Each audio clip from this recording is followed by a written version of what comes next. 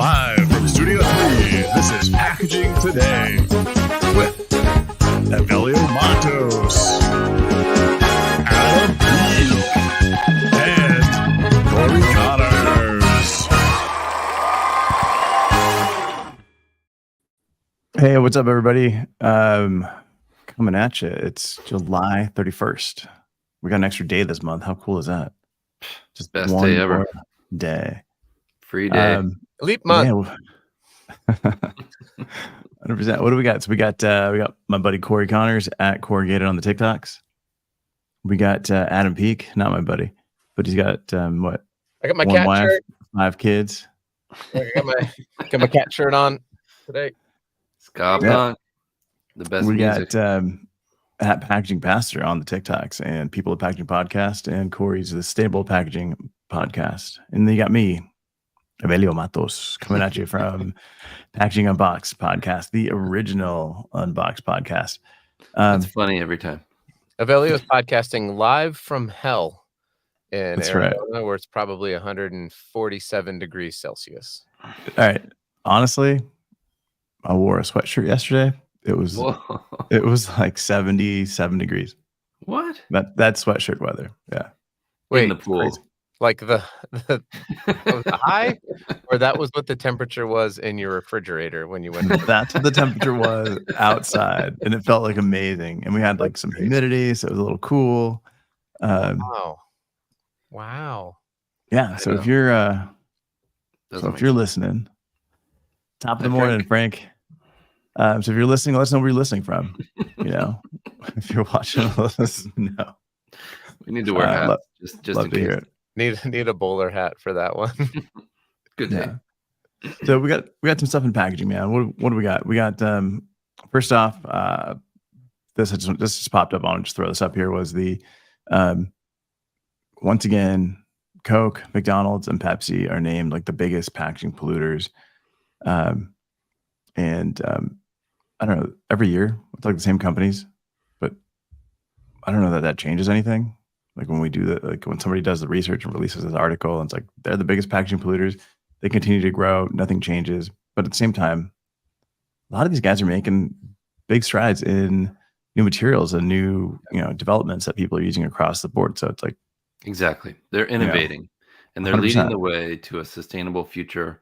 Yes, they take a lot of heat, but I think they're doing a lot of really great things and using their resources and volume to innovate and try new, more sustainable packaging options, like their reusable and refillable programs. It's exciting. I got to interview the head of sustainability for Wendy's, and she was brilliant and still is. But she said that 80% of their packaging for the quick serve restaurants leaves the store. So at that point, they're kind of out of control of their what happens with it. Of course, they can encourage people to recycle and put it in the garbage cans or the right receptacle, but it's a struggle for them to not have their materials end up in the environment. Mm-hmm. And does that mean that even though something? Hey, good morning to everybody. By the way, Benjamin, David. Yeah, good morning. Brandon. Yeah. So does that mean then that we should be encouraging these companies that know, hey, 80% is going to leave here. We don't know where it's going to end up. Yeah. It's likely going to end up either in a landfill or in the environment. And so therefore, should they be pushing more towards, environment, like, I don't want to say biodegradable, but, like compostable type materials or something that's not impactful on marine degradation? Like, should that be the focus then of these places? Because they're just like, well, human beings suck. They don't know how to do this. And so it's going to be in a landfill or it's going to end up in nature. And if it ends up in the landfill, it doesn't matter because it's sealed. If it ends up in nature, we just want to be able to do the least amount of impact. Should that be where these companies are going? Or it's like, if you're in the store, it's reusable, you pay a deposit, we give you your money back when you return it, so that 80% becomes, 5% of people who are weird and thieving this stuff, but not really thieving it. They paid for it. So now, Yeah. I agree. It's a major challenge, and what they need to do, in my opinion, is in educate and encourage good decisions. So put something on the packaging that says this is recyclable, or this could end up, show us how you recycled this bag, and we'll enter you into a contest. Encourage stuff like that. That's all they can do right now. And of course, you could do compostable materials. It is a significant increase in cost today, but maybe that's worth it. Yeah. But we also talked about how compost isn't available to everybody, right? So then when you're talking about these big brands that are everywhere, like what's realistic for those regions? When putting something on the packaging that says, like that it's recyclable, I don't think it makes a big difference. In-N-Out Burger has like Bible verses on there. I'm not going to church because of it, right? It's like, you can put whatever you like on the pack, but like, how far can you actually, get somebody to change their behavior? It's like, how can you make it simpler? Plus, you also have food safe issues, right? So it's like, you can't just be 100% paper board all the time. I think the Big Mac boxes used to be like all paper board. Right? I don't think they even had a coating because like the grease would just seep through. Mm-hmm. They were styrofoam for a long time too, and they had an in-house recycling program. I remember that when I was a kid. They had like 8 McDLT. Yeah, they had all the things. But yeah. Anyways, lots of you remember that, Adam? There. I don't.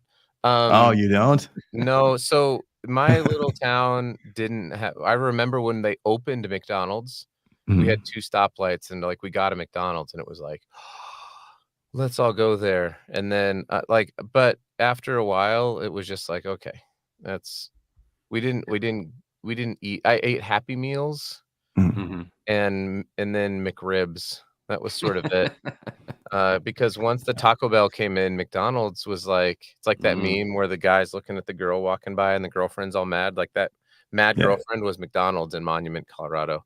I think my point though, back to the packaging was, I don't think that like industrially compostable packaging is like the answer. What I mean is if they know, hey, this is we have non-recyclable packaging, and if you can make it such that when it does break down in nature or in the waterways or whatever it is, it doesn't make it's not breaking down into microplastics. It's breaking down into some sort of non-harmful or least harmful materials. Not like people are going to be collecting it and taking it to the compost. I like Benjamin's comment, Evelio. Would you mind throwing that up? I think he's right. I think a lot of these companies are including items that we don't need. I don't need a straw if I'm eating in restaurant.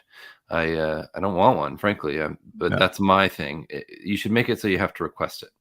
Little changes like that add up really quickly. You go out to a restaurant with your kids, and the waiter or waitress throws 10 straws on the table. Nobody wanted one. We didn't ask for them. Why are they doing that? Why are they including those with the process? Things like that, I think can minimize and eliminate a lot of packaging. I have an answer to that, by the way. Okay. Well, first of all, Ben's comment of like a paper straw with a plastic cup, right? Like, why are those two things like? How is that helpful? I think it's because the plastic cup, in theory, that plastic cup could be recycled because of its size, whereas a plastic straw is non-recyclable. And so that would be why that would happen, although the paper straw thing is a total disaster and everybody knows it. I think the reason why those straws just get dumped there is because for every one of you, Cory, who's just like, I don't really want a straw, there are like people, just again, like a person is fine, but people tend to suck. And there are plenty of people who will get mad and right there, like, how they didn't bring me a straw. I had to ask for a straw. Like, what sort of so, like if you're working in a service industry, it's like you are exposed to all sorts of folks and people complain about the most ridiculous thing. So it's probably that sort of combination, right? Where it's just a thing. So I hear it. Yeah, but I agree. I don't Yeah. want straws. I don't even like straws because I drink it too fast, and then I'm not as hungry. So I prefer to sip and not drink And through a you straw. prefer to eat more, just shovel it in. Yeah, no, I just want to pound food as fast as I can. Yeah. Thank you, David. But Yeah. but I think Fern's comment here, the straws are not, are the furthest thing from the big issue. It's a symptom. That's It the is. reason people talk about it all the time is because it's a symptom. It's a concept within the system that's driving us all crazy. So we need to fix it. It's a big change that happened that hasn't really helped. Doesn't make a big difference. Right? No. It's like, what difference is it actually making? And how many times have you used your plastic straw, Evelio? Dude, I can't even count anymore. I'm probably well over a couple thousand at this point. It's awesome. Yeah, that's been sustainability champion. right here. Boom. Straw Bowl says that Evelio Matos is I need a belt. I'll send you your award. We should make a WWF style sustainability champion belt. Oh, that's a good idea. Yeah, I wear that right here every day. That'd be amazing. All right, man. What else we got? We got Hamid saying circular packaging is feasible, but we need decision making, financial inclusion, and the collaboration between packaging ecosystem. Yeah. I mean, that's the thing is like sustainability isn't easy, right? It's a chain of trade-offs that happens either on what you're delivering for experience, what you're delivering in terms of like just geographically, material availability. There's so many different things that impact the decision to go one way or another. And 100%, you're never going to make everybody happy. Right? Yep. There's going to be somebody that's commenting that, oh, this whatever sucks. Like people are always going to complain. People are always going to be offended about something. So as a brand, you have to really make a decision that makes sense for your consumer. Can I open up a can of Spam? Do it. Worms or corn. So I was reading a book. It's actually a really interesting book written in the 1960s and then a couple of like afterwards written in the 70s and 80s called Pollution and the Death of Man by Francis Schaeffer. And it was about environmentalism and theology, basically. It was a really fascinating book, which when your TikTok handle is packaging pastor, seems to go pretty well. And one of the little segments was how they said science and technology are the ones who have gotten us into this mess of, the natural world being destroyed. And then he says, and science and technology are not the things to get us out of it. That we just keep, like the basic idea was that we're just continuing to dig more and more holes. And it's like for everything that we uncover, we make 4 or 5 other worse things happen. Yeah. And that the only way out is almost impractical, which is a reversal back to like non-consumerism, right. Like being content and caring for one another. It was very much like the way out of this is actually like theological and communal and spiritual. It's not just more and more advancements in science and technology. And I thought that was it was a fascinating take, not because of, what the answer was, but the premise is like, yeah, we can't just keep innovating our way out of this thing. We think we're going to, but every time we try, like even the idea of like reusable packaging is like, oh, that sounds great. And, reuse and return, but the cleaning and the chemicals and the carbon impact of that isn't exactly a great story. And it's like, oh, geez, what do we do?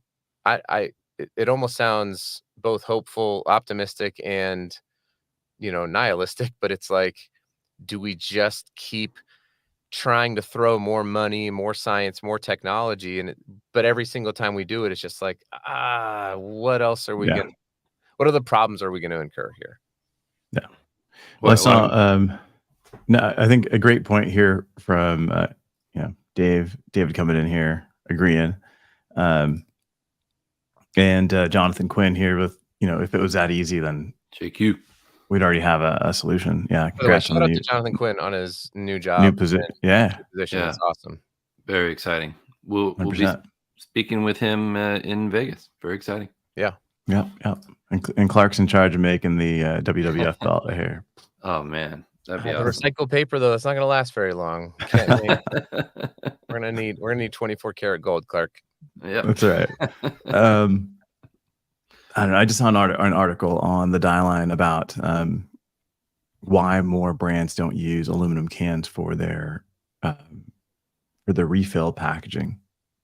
And that was a big solution. Like the article and everybody commenting on it was like, yeah, this is great. Why don't we use more aluminum? And it's like, that's not the answer either. Can you imagine if like every refillable came in aluminum, like the amount of air that you're transporting just with empty cans from point A to point B before you get to refill, and then with refills you transport cans, like that's not easy. Like moving cans around, like that stuff dents, cracks, like there's so much stuff that goes into that with pressure. And again, it's like from a consumer side, it's like, oh well, aluminum we've been told is infinitely recyclable, which it's not. Paper, we're told it's like completely recyclable and we can reuse it as many times as possible. It's not. Like there's all these, the marketing and messaging behind the materials to consumers makes them understand it's like a small portion of it. They don't get the big picture. So they're like, yeah, we want more aluminum, but they don't want to pay for it. They don't want to pay for all the added costs and shipping and transport and storage and, everything all that comes with that. So it's there is no silver bullet. And even, the term silver bullet is appropriate, right? Because if you're following even like the trends in electric vehicles, because of the Coors Light cans, is that what you're talking about? Bam. No, just like materials, right? Like the raw materials of silver, yes, but Coors Light can, which is disgusting. I love Colorado. I'm a Colorado person, but Miller Lite over Coors Light. You can fight me on that later. But here we go. The mining of aluminum is pretty rough. Like the mining to go get batteries it requires energy, it requires oil, it requires like all of this stuff. And I was reading a report that said if we were to get to like 30% of all of our vehicles were electric, and like there's not enough like actual materials that we can go mine to make the batteries. Mm-hmm. So until there's like this huge transition in batteries or a way to mine aluminum, like we can't just keep stripping away and saying like, oh, that's the answer because it's recyclable. And it is recyclable. And aluminum has a great use case in packaging. It's just not the only thing. It's not the silver bullet. When the mountains are cold, when the mountains are blue, it's cold. Which, by the way, that ink is from Chromatic Technologies in my hometown of Colorado Springs, Colorado. It's amazing. That Colorado. Packaging is so cool. Yeah. No, but I think Matt comes in with a good point too. It's like you can't. FBA has a lot of rules and regulations for brands to make decisions. You can't just pick something because consumers want something. Like there's rules now. Amazon, again, like one of these big brands, is making decisions that are helping make things more sustainable. Yeah. So yeah, it's a lot.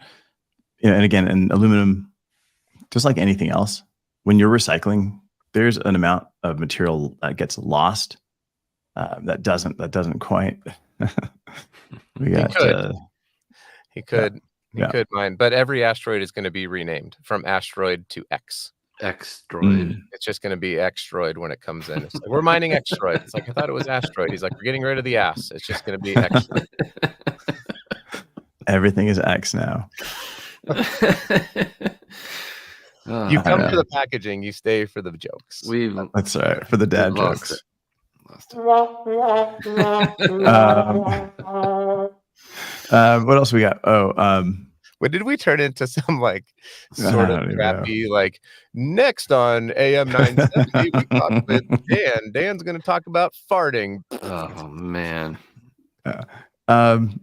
All right. So like one.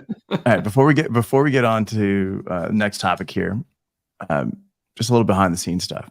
Right. So when we post this stuff on LinkedIn and we post it on YouTube to just to get feedback and share some stuff. Last week, or maybe the week before, we got a message saying that we had violated some kind of copyright for a song called Daddy Fingers. I've never heard that song. In like Belarus. Yeah, in Belarus. Belarus is like holding us accountable for this song called Daddy Fingers, which So this is It's our just creepy. public Yeah. apology for To Belarus. anybody. It's sung by Left Alone. Yes. Oh my gosh. It's crazy. Daddy Fingers. It's the best email to get. It's like, this has been banned in Belarus because it violates the copyright for Daddy Fingers. It's We like, might need to hire a copyright attorney, huh? Yeah. we're going Just after it. sounds- The people in Belarus demand Packaging Today show. That's what they're worried about today. Yeah. All We right. can get Raising Cane's to sponsor our Daddy Oh, yeah. Fingers. I like that. I'll reach out to him. All right. So just real quick on we talked about transporting cans, transporting product. Terrible transition to what just happened with Yellow Trucking. Those guys just shut down. I think there over 30,000 people lost their jobs. Really sad. Yeah. I'm not an expert here, but from what I'm reading, it wasn't run very well. And when you have it was also unionized, so there was just a lot of stuff happening on the back end. How that impacts packaging is it was an LTL shipper, which is where you're able to ship not a full container, just a partial container, and it was super cheap. It was like the cheapest. That company leaving and now having to move your product on obviously more expensive transportation is going to impact your packaging costs and your transport costs. And as a brand, you're going to have to take that on. You might have to pass that on to consumers. So it goes beyond packaging, like how products get to shelf. And trucking's never really kind of discussed. But I don't know, how much packaging are you moving on trucks, Cory? Quite a bit. We have our own fleet of trucks, but we also ship a lot internationally and direct LTL, and especially over the pandemic, it was massive. To fill in for all the extra demand. But I think that's subsided a little bit. I would say they handled 7% of the total freight. Thanks, Bruce. That's crazy. That's a high number. Massive. I think that this also speaks to this very like nebulous idea of like total applied cost of packaging. And it's important. This is a very like specific segment, but it's important to remember that if you have a box and now freight costs are going up, and you have a corrugated shipper, and inside of that shipper you have SBS cartons, right? And maybe there's a way to improve the size of that SBS by a 1/16 of an inch all the way around. That little change is going to make, potentially it's going to make you can fit 6 up on a 40-inch sheet instead of 4 up on a, and then you're going to be able to fit a little bit more, you can have a little bit more space, and maybe your pallet configuration means this tiny change in your SBS box can lead to 10% more on the pallet, which will reduce your corrugated spend, which could then, and it's like, all of these things add up, especially for big CPG companies. And it's why it is so important to be paying attention to it for brands. There's a great company called Boltsmith that does a lot of design. They're all engineers. And they come in and that's what they do. They have projects where they come in to try to right size packaging. Then you can come to Aurora Landsberg or to Myers or to IPG Direct. What is it? IDP Direct. You can come to one of our companies and buy it, right? But like Boltsmith does a great job. I just want to give a shout out to Dustin and John. It's all a bunch of packaging engineers. They're not like sponsoring this or anything like that. It reminded me of it when we were talking about freight. How does it relate to packaging? Is like you have to right sizing your packaging and reducing your packaging is always a good idea. It's probably going to be an imperative right now. Yeah. I just did a poll the other day on LinkedIn asking people, why aren't you or your customers moving to more sustainable packaging? And almost 50% of people said it's too expensive. And I have to disagree because of what Adam said. It's more sustainable to use smaller, right-sized packaging. And there are alternatives that are less costly than what you're using. Of course, some, not in every single case, of course. But I think that's the issue. People have this idea that more sustainability is expensive. I think that's a misnomer. We need to get over that and look at what's real. Yeah. No, I mean, that's one of the big things I work on, is working with brands on how to right size their packaging, but it's not even right sizing it for their product. It's for that consumer. So if you're using, 5 different sizes of packs for different products, can we resize things so that you actually use the smaller ones more than you do the larger ones? Because that spend's going to be, you're going to get more out of it by buying the smaller ones. Yeah, it's something that we don't really consider. And, just talking about trucking, I know I spoke to our buddy, Thaxton Lipscomb. You can check him out. He's got a ton of info. He talked about like one of the products they were moving for Kimberly Clark. They were moving it through the Rockies, and they were getting a ton of damage. They were going to redo all of their transport packaging. They were going to use heavier gauge. They were going to do like a BC flute versus just the B flute. And they like stopped and they're like, let's take a look at just the truck, right? Like, what's happening? And they realized that they were trucking on non-air ride trucks. So they tested the air ride trucks through the mountains, and that solved it. They didn't have to change the packaging. So it was like a trucking solution for a packaging problem. And you can always, like, if you step back, like, so many things happen with packaging. It's not just like what you're ordering. If it's an SBS or if it's a Cory, it's like, what are we trying to do? How do we solve this just from every single angle? There's so many different things that happens. Seba makes a point here that packaging, smaller packaging isn't always recyclable. That's the trade-off, right? If it's, as long as it's bigger than your fist, is what most people say.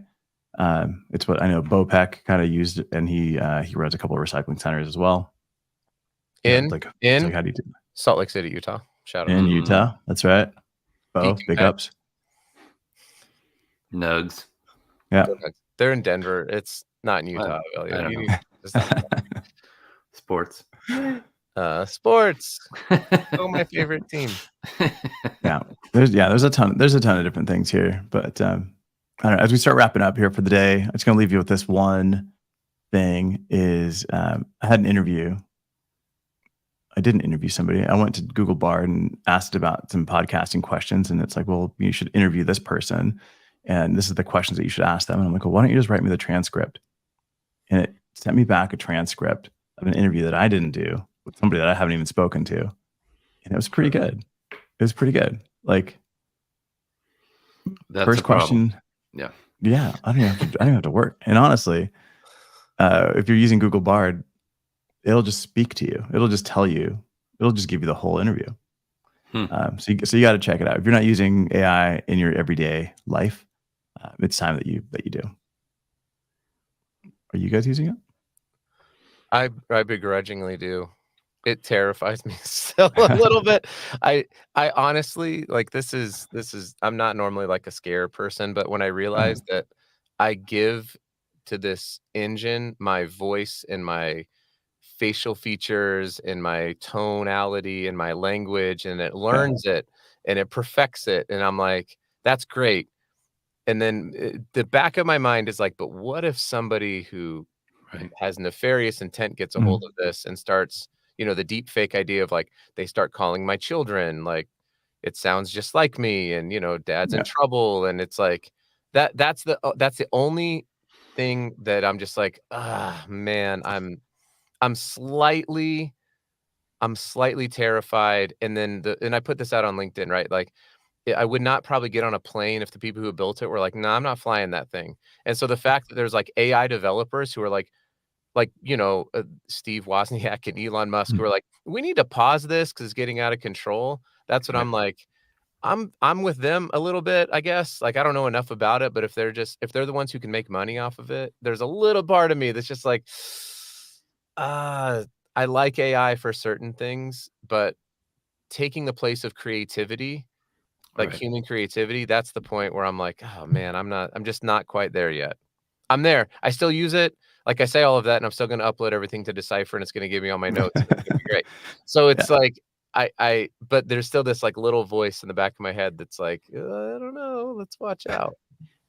Cautiously optimistic about AI. I used to be all in. Now I'm like, I'll wear my Iverson jersey. I'm all in. I know you are. And if anybody's interested in figuring out how to use AI for packaging design, you can go to my page, and I've got a link there for a book that I created that helps you figure out how to use it and get started. It's completely free. Check it out. It's good stuff. Cory, we're wrapping up. What do you think? What do we got going on? I'm excited. A big future coming. Come see us at Pack Expo. The three of us will be with Mr. Jonathan Quinn at the Sustainability Central stage in Pack Expo with 30,000 of our closest friends in the industry, September 12th, which is a Tuesday at 2 p.m. Very excited about that event, and we'll see the SpecRite booth and do some live events there from there as well. Yeah, first round's on me. So if you come see us, we're getting wasted. Adam, what do you got going on? You should. Well, I mean, I'm super excited for Pack Expo. It's going to be great. We've got, like Cory mentioned, we're going to have some cool things.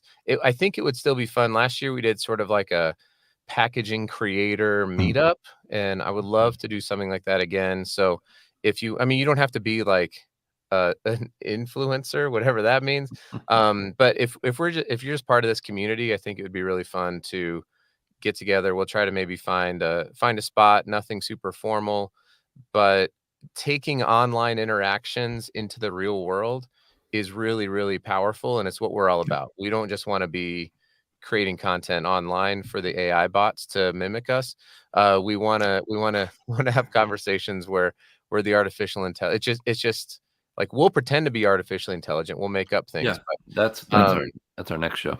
But yeah, we would love to meet up. So 100%. Yeah. And we're looking for a sponsor to give us $500 a piece and see who walks out at the end of the night with the most amount of money. I'm gonna play the long game though. I'm gonna bet on the Denver Nuggets. Dude, I don't even know what that means. Sports. Yeah, but I don't even know how's that going to make you any money. Denver Nuggets is like daddy fingers. I'm just going to bet on daddy fingers. Gotcha. All right. So that makes more sense to me. Brandon, let's connect, man. Let's talk about what you got going on there, man. All right. We'll see you guys in Vegas. Yeah. What's up, Dustin? We'll see you there. Yeah, 100%. Takes a second here to wrap this show up. Thanks, guys. We'll see you. Live from Studio 3, this is Packaging Today.